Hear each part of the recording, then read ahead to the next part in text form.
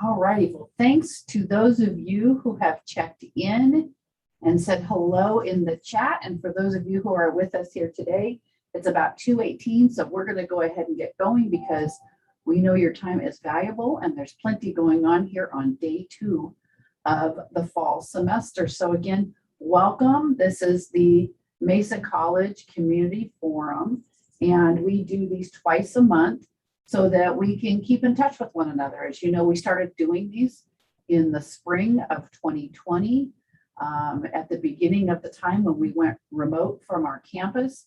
And so we've asked folks, hey, is this a good thing to do? And they said, yeah, please keep doing these. Sometimes we can make it, sometimes we can't, but you can always see the recording on our website. So thanks to those of you who have joined us today. And for those of you who are watching the recording, thanks for checking in on that as well.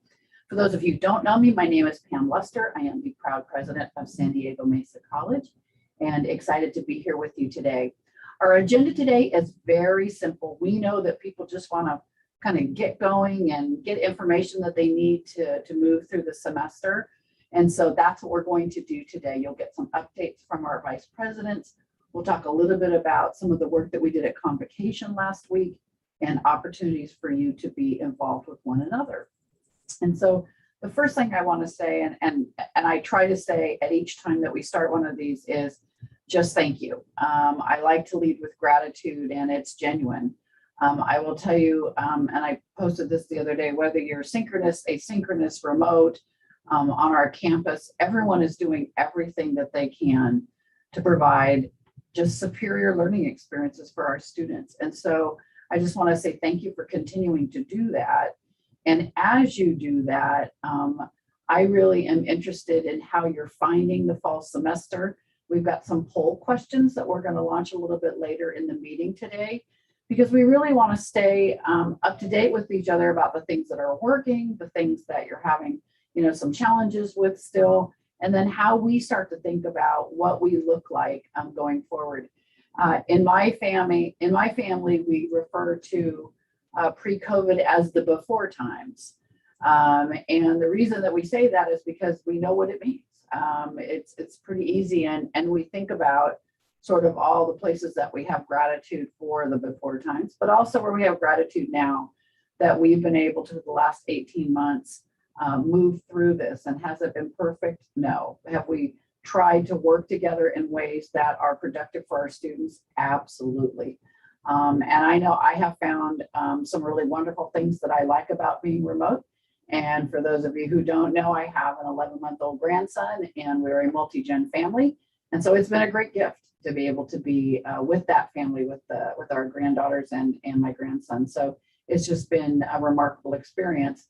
But I also know that creates problems for folks that have some situations that make it difficult to do their work from home. So in whatever way you're serving students and you're in this college community today, welcome. Know that we are very grateful for your work, and that we will continue to do everything we can to help make people safe, and feel as though you can return to campus if that's what you're doing right now, or will return to campus when it's your time to be here. So the first thing I want to do is talk a little bit about some of the work that we did at Convocation. And I'm going to call on Bridget, even though I didn't ask her to do this ahead of time. Bridget Heron and Lorenz Legaspi led us through a wonderful opportunity to look at our Mesa 2030 5-year roadmap. And one of the things that we were able to do at Convocation is talk a little bit about what our engagement would be over the next 5 years, but collectively and individually. So if I could bother Bridget at some point to go ahead and put the link to the page where we have all of this information. If you haven't had a chance to take a look at the roadmap, please do. It will impact everyone. We spent about 2 years planning for Mesa 2030. And so it's really important that you think about how your work is impacted. You talk about this in your departments. And I realize there's a lot going on right now. I'm not asking you to do it today. But I am asking us to continue to think about what are the foundational kinds of things that are really important for us. We spent a good deal of time stating what those things are, and I think it's really important for us to codify those in real ways as we go forward. So with that, what I would like to do is turn this over to our Vice President of Instruction, Dr. Isabel O'Connor, and she can give you some great updates about what's going on in instruction. And if you have questions for us, feel free to put them in the chat, and those of us that are on the panel here will try to answer them for you live. Isabel. Well, great. Thank you so much, Dr. Lester. Good afternoon. Muy buenas tardes a todos. It feels great. We're in the fall, and the best part of it was to see so many more students on campus. We've been teaching on campus since June 2020 for a series of classes, but seeing so many more of our students ready, eager to learn was really fascinating. I'm happy to report, so I'm going to organize my report around two topics. One is first day, and the other one is a bit on enrollment. So the recap for first day, I think it was really good. It was a very successful day, obviously not without some glitches, but overall the glitches were minor. We had no issues with mask compliance. And again, a reminder from some of the faculty who've been teaching on campus. We've been here for a year and a half, and we only had one incident of mask compliance in the past. However, we all remain vigilant and collaborative and encouraging the students. I know several of us were circulating yesterday with masks, and again, no incidents. I want to appreciate one more time the great work that the Red Zone group did in conjunction with facilities, but of course led by Dr. Paul Augustin, our chair of chairs, and Dean Tina Recalde. They have been working for a couple of months trying to get our classes ready for day one for our students so they could begin to learn. Overall, things worked pretty well. There were still some some projectors who kind of forgot how to work in the past year and a half. And we are working with our colleagues in IT to make sure that everything is up to speed. But other than that, again, I think it was a pretty smooth transition. And I want to thank all of you for everything that you've done, whether it's online or face-to-face, to get us ready for our students. I know in the back of everybody's mind, or actually in the front, there is a great concern about enrollment. So I'm going to address that a little bit. I want to say to begin, again, my deepest appreciation to our amazing group of deans and chairs and faculty.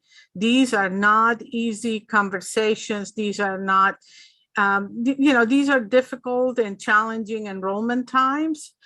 I had never seen enrollment to this level before in many years, but the best part is that we're working together.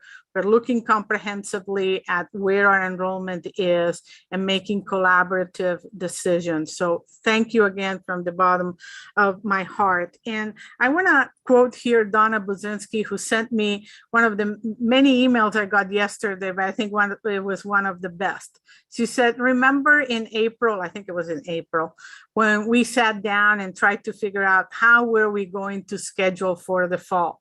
Well, we created those spreadsheets with many tabs and had lots of discussions. Well, they paid off. It may not necessarily be exactly how we wanted it to have because we didn't count on Delta and other things, but we did great planning, and it was great planning together. And I'm going to use the exact same approach. We are not sure about the spring 2022, but I think we have an infrastructure and a collective process that can help us get through. And before I get into the numbers, another aspect of enrollment management. In the spring, the deans, the academic senate, and I created a group that the name of it is Enrollment Management and Strategic Instructional Planning.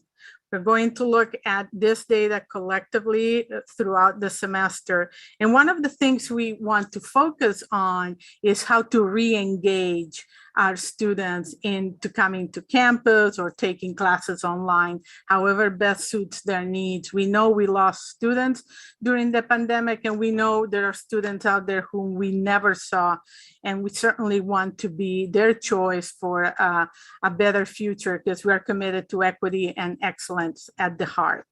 So we'll be continuing to work on that. And now I'm just going to give you a brief update on where we are in terms of numbers. In the past week and a half, we've seen quite an increase in headcount.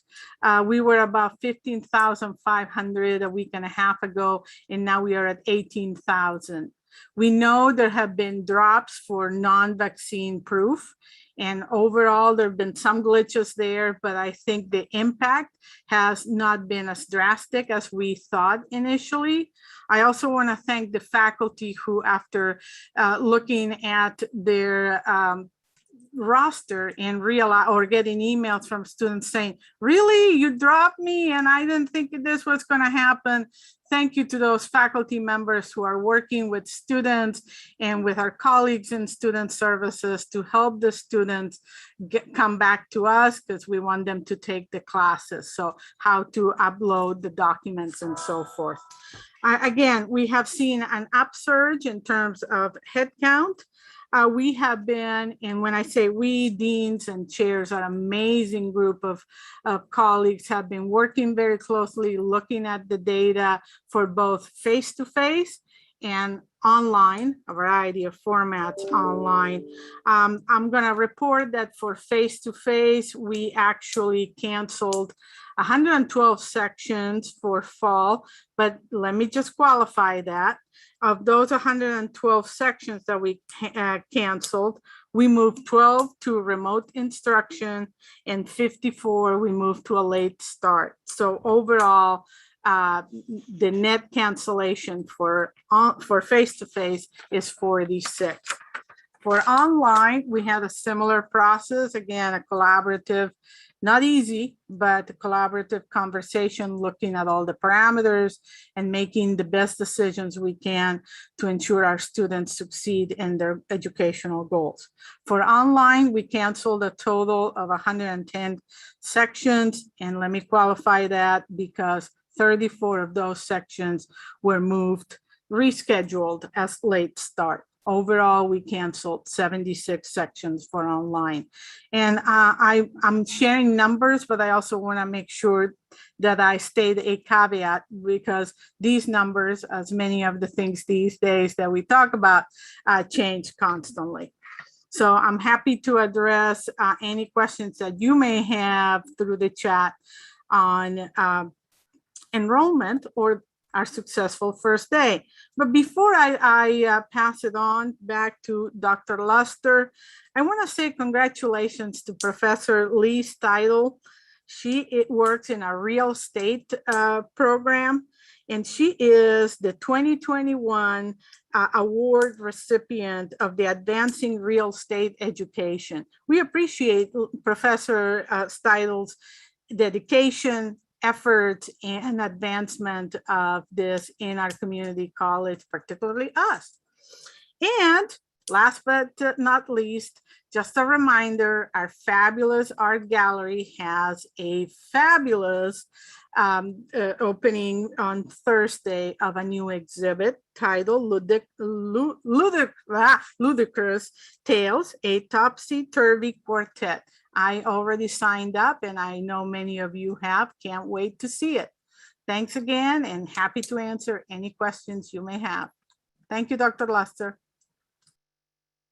Thank you, Isabel. Okay, and now we are going to move on to Dr. Hands and Ashanti. Off to you, and thank you, Isabel. Thank you, Isabel. Thank you, Pam. Hello, everyone. My name is Ashanti Hands. I'm Vice President for Student Services here at Mesa College, and I'm so excited to be in my office speaking with each of you and being able to look out of my window and see students and all kinds of activity on campus. So I'm going to jump into some of our upcoming activities and our opening day events as well, but I really want to start off with our call to action. Hopefully by now, if you're on campus, you've received a copy of MESA's Student Services Call to Action. An email was sent out, and we just recently were able to post this information on social media. And we just want to remind people that the call was a direct response to the spark felt around the world by the murder of George Floyd, the resulting light being shined on structural racism, and our responsibility to ensure that our students have access to equitable outcomes and opportunities to succeed. So each of our areas were called to identify at least one goal that they would take during last academic year to address racial inequities with a focus on Black students.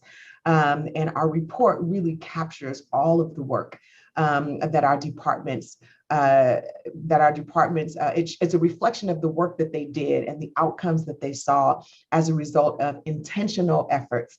And it really did make a difference. So I do hope that you will take a look at the report, and I'll just highlight a few things, right? We talked about, we saw intrusive targeted outreach that was designed to help direct and make connections for our Black students. We saw the creation of infographics and promotional items that were marketing support for our Black students. We had a Transfer Evaluations and Career Center created an entire anti-racism, diversity, equity, and inclusion plan that will guide their works. Our teams participated in hundreds of hours of professional learning focused on our Black students. There were many collaborations that took place, presentations, canvas shells, counseling created an equity newsletter. There were surveys and Black support services that were folded into many existing programs. We changed our policies. Our DSPS office shifted their language to be more inclusive, and many activities were held for our Black students. So for example, financial aid created a special check-in for Black students.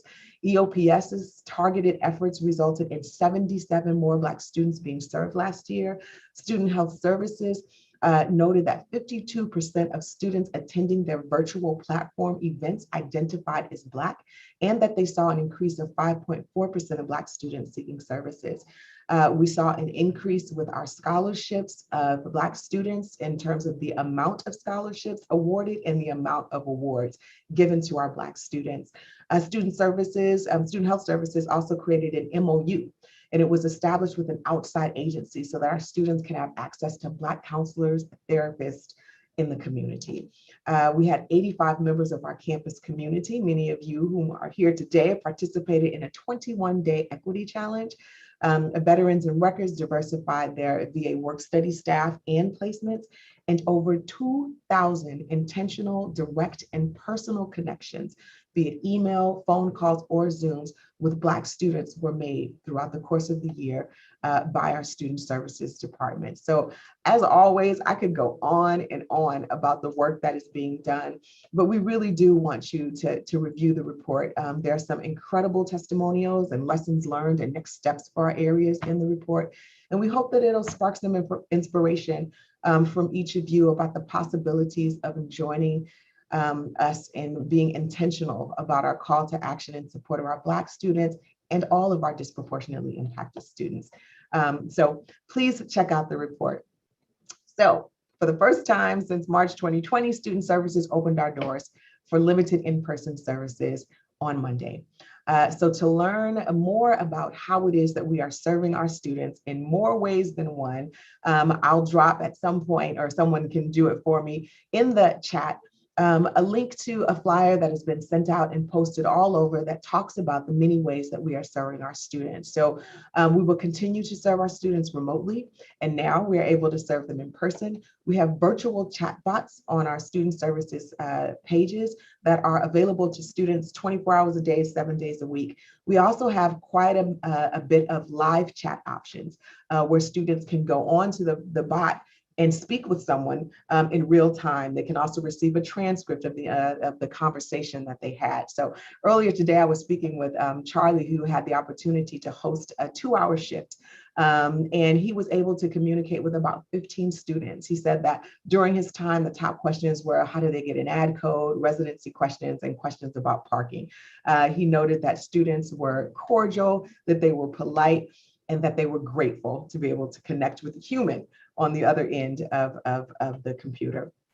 Last Monday, I'm excited to share that we launched QList. So QList is a way for students to join a line from anywhere between the hours of 9 a.m. and 4 p.m. So say you have a student who is over in the S building and they have a question for admissions, and what they can do is they can scan a QR code or text or join by online, and they can get in line. They can reserve their space in line and say, you know what, I'll be over in the student services area at 3 o'clock. So I want to set an appointment for 3 o'clock. They can wait where they want, do what they want, and they'll receive text messages when it's time to start heading over to the area. They come back when it's their turn in line, and they're able to be served. So we have 8 departments, including admissions and financial aid, that are using this service. And you will be receiving an email shortly that explains exactly what that looks like. So again, this is between 9 and 4. So if a student wakes up, need to see someone, they can just join us in line remotely. So we have lots of activities that are taking place. First, Mesa College is hosting over 70 Welcome Week activities for students. So thanks to each of the departments who have hosted an event, and I'm sure we can drop that information in the chat as well. Student Health Services sponsored the Live Well Bus. It's a mobile clinic providing free COVID education and vaccines. They're offering free tuberculosis assessment and education and more. So this event was a partnership with the County of San Diego Health and Human Services Agency. Our Next Up and FAST programs are going to be hosting a distribution event to help students who identify as former foster youth prepare for fall semester. So they are giving out some amazing things to our students, including printers and crock pots and all kinds of amazing things. So our students will be well prepared to start the semester. The San Diego Promise program has notified students who are participating in the program of a free laptop opportunity drawing. So they're going to be giving Promise students a total of 64 laptops. So half in the fall, half in the spring. They are also hosting a school supply drive for students that are in the program. So if you know of Promise students, please tell them to check their emails because there's a lot of good information there. I'm excited to share that over 300 students attended Associated Students' first ever virtual pep rally. Special thanks to Associated Students, Student Affairs, Outreach, and the President Lester for making this happen. There was fun, there were prizes, students asked tons of questions, it was great. I'm also excited to share that almost 150 students attended our reorientation last week. So this was an on-campus opportunity designed to give our returning second-year students, many of whom have never set foot on the campus, the opportunity to come to campus and see what we were doing. It was an incredible event. We received a lot of great feedback, and we had to shut down our RSVP after only 2 short days because our numbers were huge. I'm excited to share that we have new spaces at the heart of the campus. And so we really encourage you to swing by our FAST Center for former foster youth, our Veteran Success Center, and our Basic Needs, the STAND Resource Center. So they are all open right off of the quad, and we would love for you to peek in and see how amazing those spaces are. We also have opened the doors for our new Dreamer Resource Center, which is located in the I-400 building. And 2 of those spaces include art from our HSI, complements of our HSI program. Let's see, a few more. Transfer Center has circulated their newsletter today. So if you have a Canvas shell, there's a PDF of all kinds of information that can be uploaded into your Canvas shell. The newsletter includes info on academic renewal, petitions, tag agreements, UC TAP accounts, and all of their Welcome Week events. So finally, the STAND has entered into a partnership with Kitchens for Good. So every week, the STAND will receive 200 prepared frozen meals to pass out to students free of charge. So this program will officially launch sometime next week. Students will be able to order their selections via Google form. And just to give you a little sample of the types of things that you would be able to receive, one of the meals is curry chicken, lentils, and California vegetables. Another is mac and cheese with chicken nuggets and carrots. They even have vegan tofu stir fry options. And so those will rotate and we will have that available. We will also be continuing our partnership with the culinary art program and make hot meals available for students as well. And I know I said finally, but this really is the last thing. We do have a farmers market coming up this Thursday, so it is a great opportunity for you to volunteer and for you to refer and support our students. And so, as I mentioned during convocation, I saw this young lady who had a t-shirt on, and the t-shirt said that I am on a team of heroes. And being able to come back to campus and actually see our teams and see our students, that's exactly how I feel. I feel like our student services team is comprised of a multitude of heroes, and our Mesa College community as a whole is just a space where heroes come together, we make magic happen, and we create the conditions that matter for our students to succeed. So I too am happy to answer any questions, and turn it back over to you, Pam. Thank you so much, Ashanti. And there is a treasure trove of information in the chat.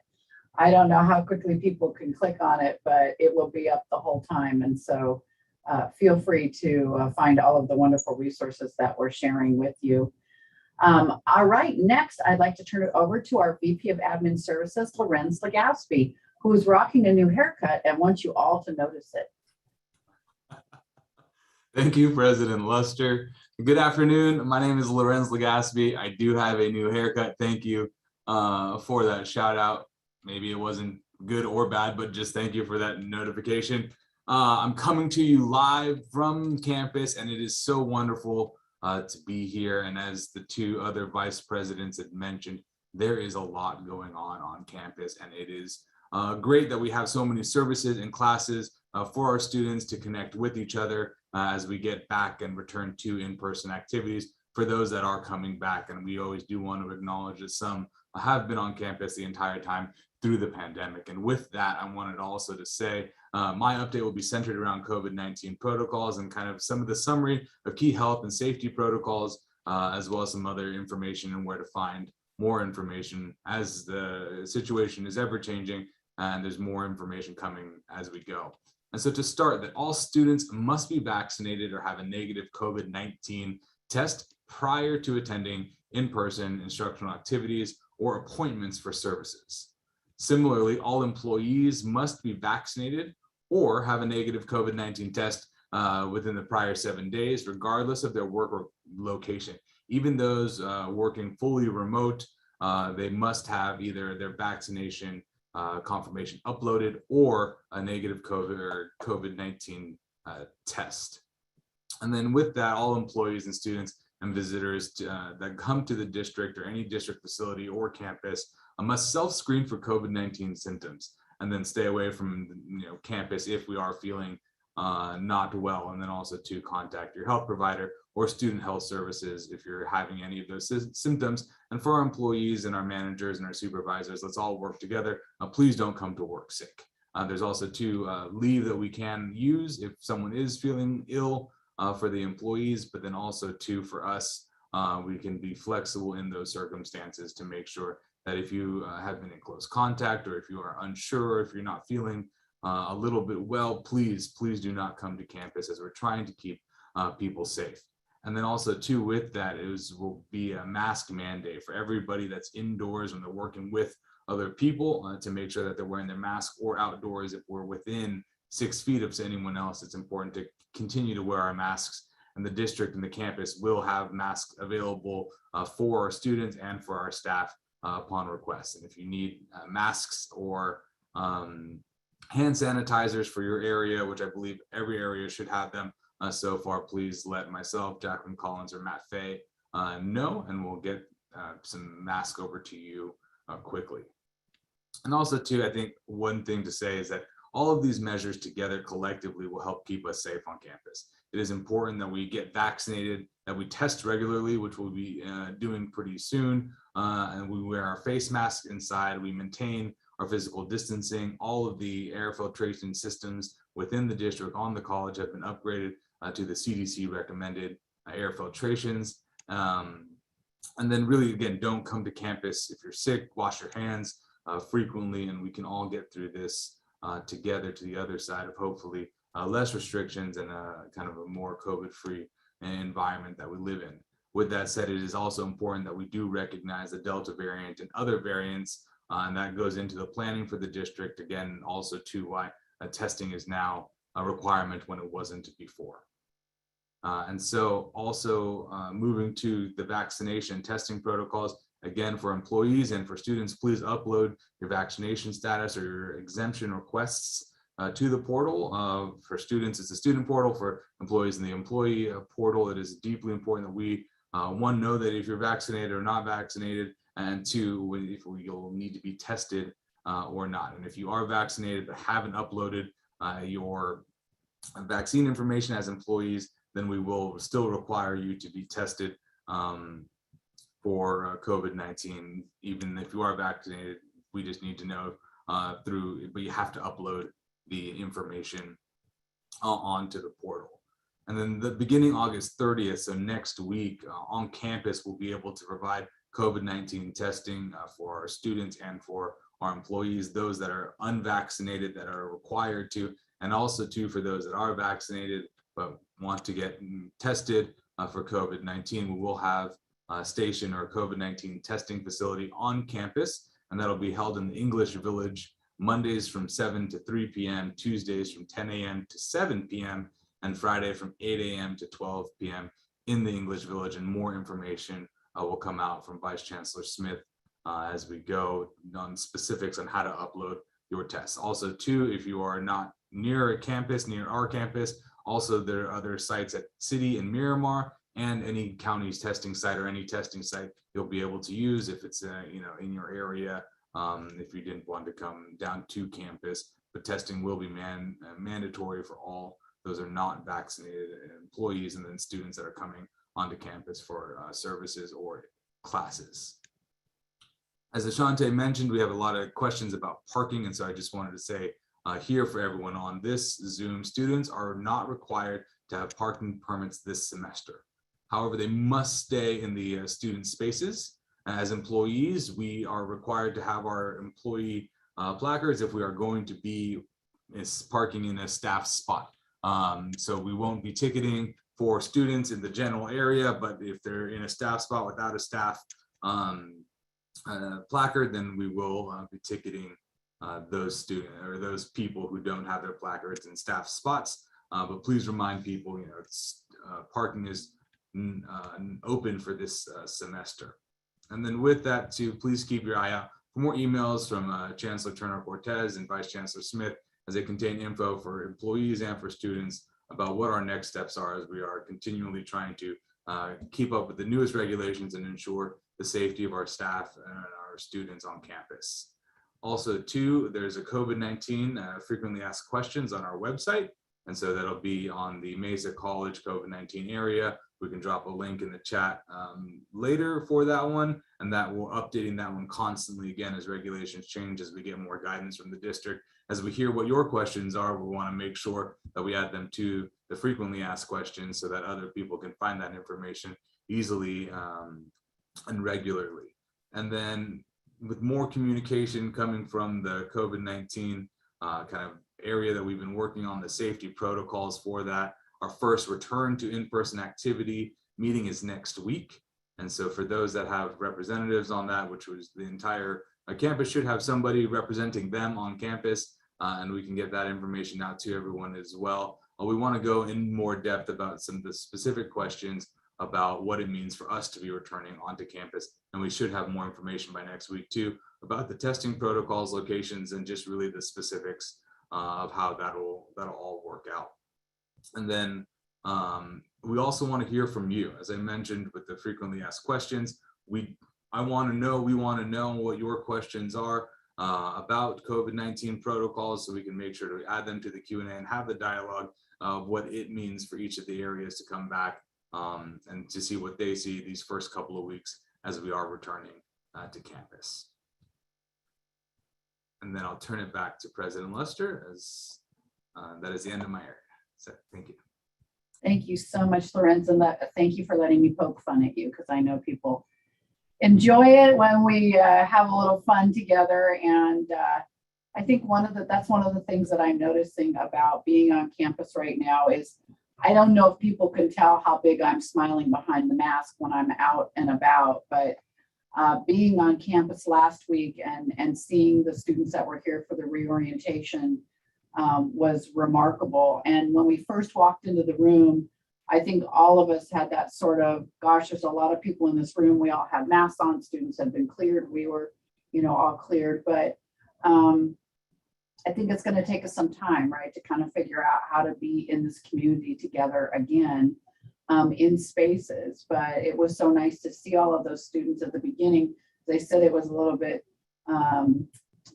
like, oh my gosh, there's so many people here. But then once they broke into groups, immediately the students started talking to each other and hanging out with each other. And it just reminded me that the human spirit is one that is truly resilient. And when we find those things that are in common and we feel like we found the people that we like to be with, then it really makes a difference.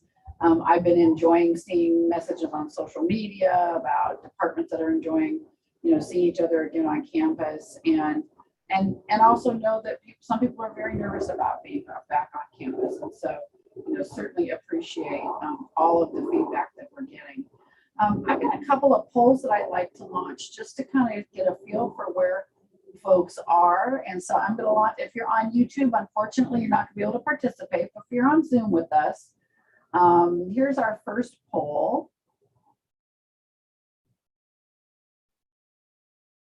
All right.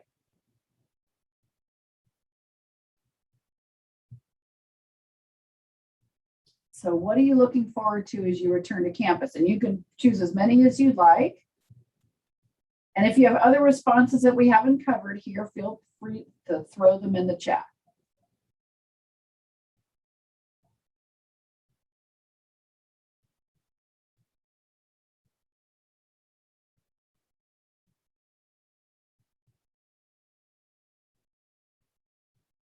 So if you have other kinds of things that you're looking forward to in terms of being on campus and the kinds of things we're able to do, go ahead and type them in the chat. And we will see where we are. So in our first question, we'll let it go for just a little bit longer. I could have predicted this is probably what people would say. I know that's been my greatest joy, is seeing colleagues and students. After we put this together, one of the things that I was excited about was just being on campus, just physically being here. Today, for instance, is a perfect, beautiful, and towards the end of summer, beginning of fall kind of day on the Mesa campus. You can feel the nice warm air and just the beautiful, beautiful outdoor activities here. So let's go ahead and end this poll. And you can see that people love seeing their colleagues. Working in an actual office or classroom is exciting. Not that you don't have an actual office or classroom in your remote location, but nice to see that. And so thank you everyone for doing that. And so, oh, you're not seeing the results, Espen? Are you seeing them now? Excellent. Yes, it's good if you actually share the results.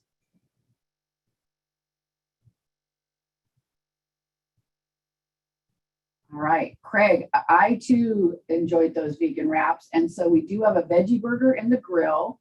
I don't know about wraps in the M Stop or the C store, but we will definitely take a look at that. Yes, informal face-to-face for sure, Marriott, absolutely. All right, we've got another question for you. So I'm gonna stop sharing that. And let's go to question number 2, which is, what did you enjoy about working in a remote environment? And again, you've got things you'd like to share that we don't have on the list here, feel free to throw them in the chat.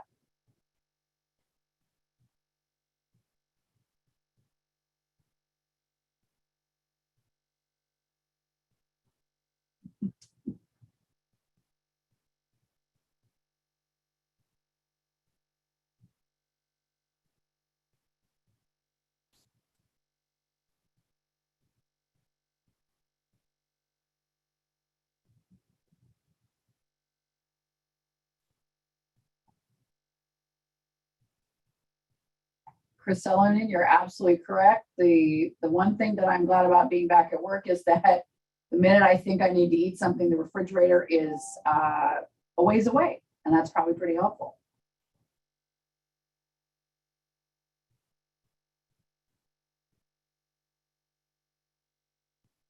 Yeah, attending more events, that's a good one, Tony.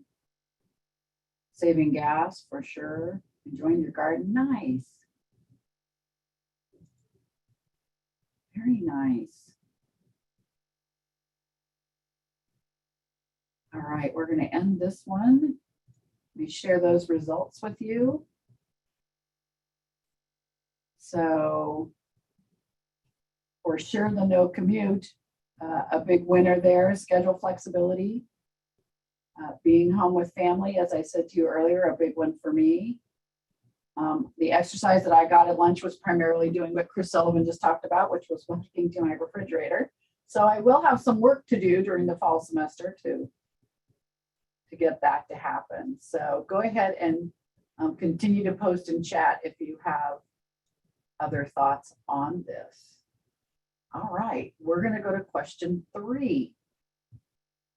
What makes you nervous about returning to campus? If you're around, or if you're thinking about eventually when you return, what are the kinds of things that you have some concerns around?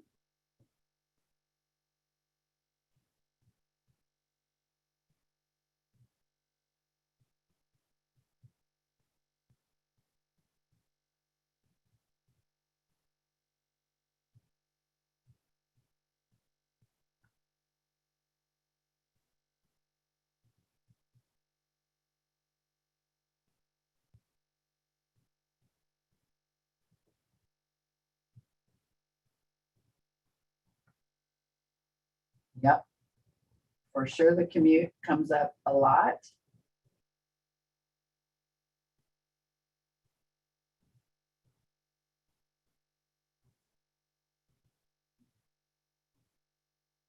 Yes. Completely agree with that. Being chill around large groups is definitely something we're all working on, especially given where we are right now just with cases. Hopefully that starts to get better over time. All right, we have quite a few responses, so I'm going to end this one. And clearly, you know, we're all feeling it, right? That idea that COVID's out there, it's live, it's wreaked havoc on so many lives of the people that we love and continues to. And so it's absolutely understandable that we still have a lot of concerns around exposure to COVID. These are all, you know, a lot of things that make people nervous. If you have other kinds of things that you're thinking about, let us know. Let us know. All right. We are going to launch our last question here. And that is, you know, we're all talking about how we can create kind of a new hybrid way of working. So we know the best of what we learned working remote, but as we come back to campus, how will we explore these ideas? People keep talking about a new normal. I'm not really fond of that because, well, the word normal is so fun. But how will we as a Mesa community embrace this idea that there are things that we learned during this time that could work? So would you like to see like pull a group together, do some surveys, focus groups, some sponsored department level discussions, which means, you know, we'll pay for your burritos if you want to get together and talk about what's working in your department. I really like, you know, we do a lot of faculty inquiry groups on campus. I'd love to do some SIGs, which are not cigarettes, they're student inquiry groups. And then, you know, how could we embed sort of this idea of innovation and in the way that we do our work into our Mesa 2030 5-year roadmap efforts? There are many, many goals within Mesa 2030 that talk about innovation. So how would you like to see Mesa take this on? See, I said burritos, and when you see the end of the poll, you'll see that I've now Bridget will hurt me because I've now ruined my research by mentioning food. So we now have a favorite here. Wonderful. And please feel free to put other kinds of things in chat that you're thinking about. All right, we still have people participating. I'll give it a few more minutes. And again, feel free to put things in chat.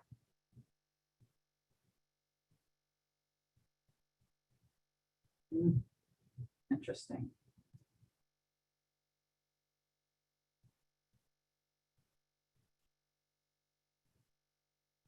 Yeah, interesting, Chris.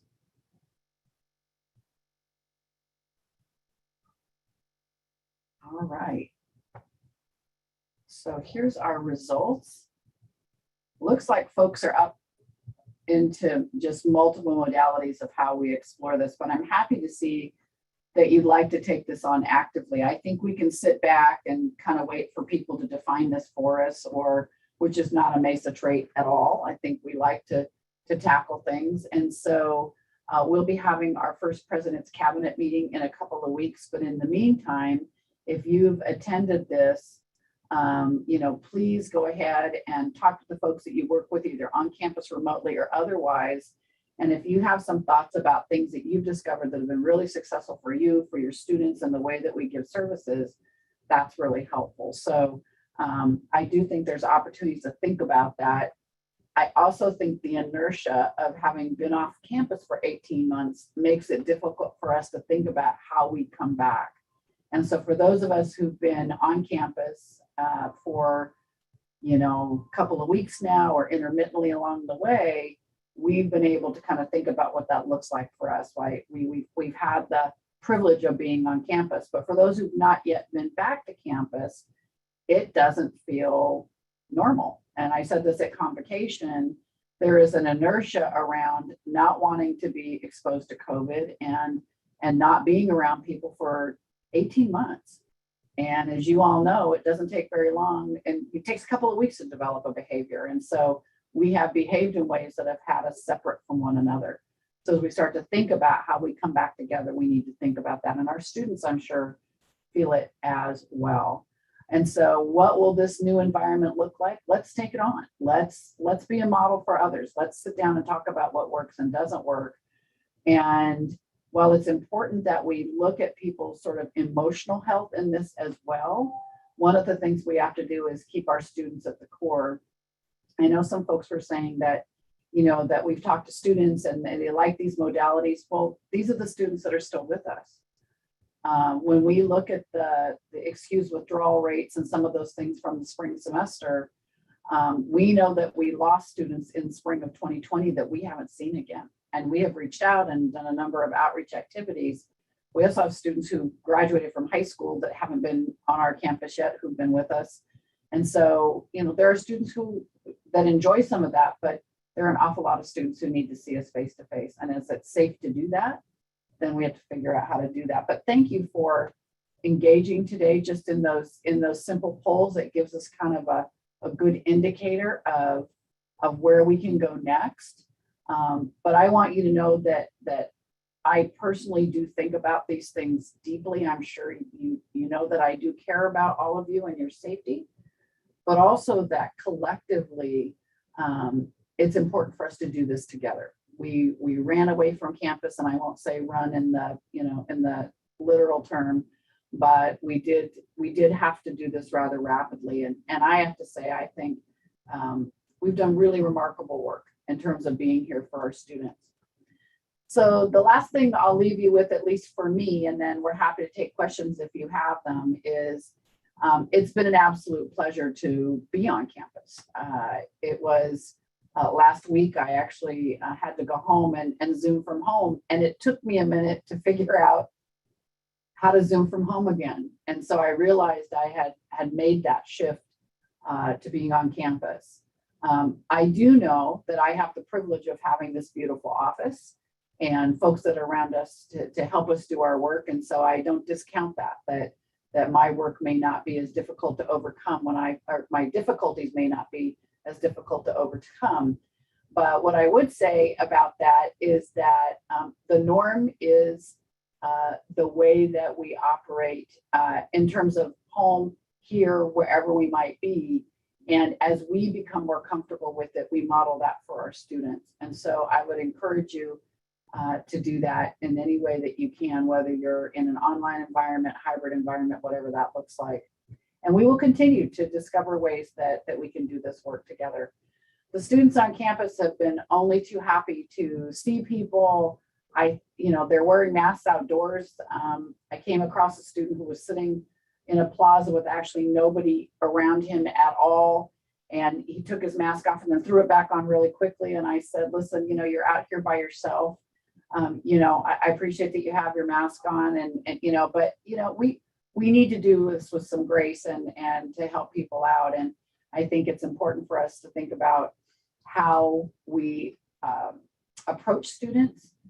We can't see each other right now, right? We can't see each other's faces. I'm smiling big behind the mask, but a lot of students are scared. And a lot of our faculty and staff have concerns, as we saw in the poll earlier. So with that, I would just say it is a beautiful day on the Mesa. And I am absolutely grateful to be in this community with all of you, and absolutely grateful to have the opportunity to be on campus to do my work. And as we start to figure out what that work looks like in the future, I hope you will find a space that meets your needs and our students' needs as well. With that, I would be happy to ask any questions you might have.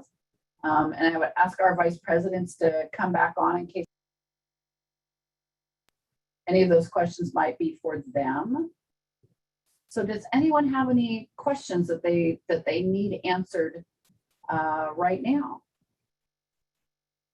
Anything else as people are thinking of their questions? Anything else that's come to mind for you, Isabel, Ashanti, or Lorenz, as we've been chatting today? Okay, we have stumped the stars. I just aged myself. Lorenz has no idea what that means. It's an old show. Excellent. Lorenz, could you give testing time windows again? That's good. Sharon, it's in the chat, but it's probably like a zillion up. So I wonder if maybe Jacqueline, you could drop it back in again just to bring it to the top of our feed here.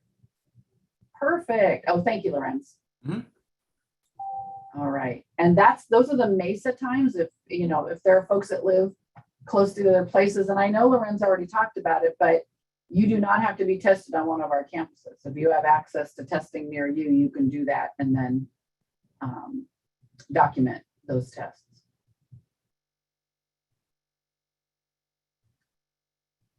All right. Okay. We have a question in the Q&A. Yes, Carlin, as soon as we're done, the recording will upload and our wonderful Joel will post it right on the Mesa webpage. So right as you come up to Mesa,